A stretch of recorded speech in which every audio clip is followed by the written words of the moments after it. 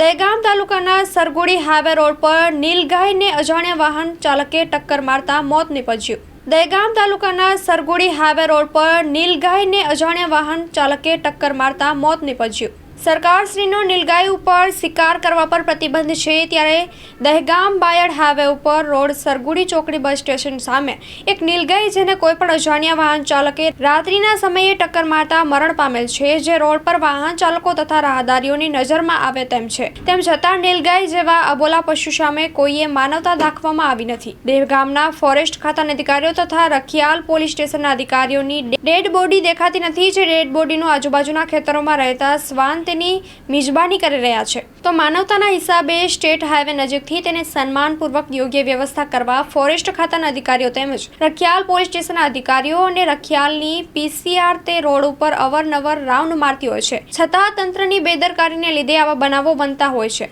ઉપરી અધિકારીશ્રીનું ધ્યાન દોરી તેની વ્યવસ્થા કરવા માટેની સરગુડી ગામના ગ્રામજનોના મુખે ચર્ચા સાંભળવા મળી રહી છે।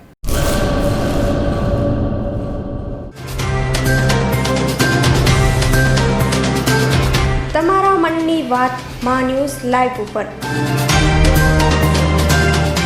સાંજે 5:30 કલાકે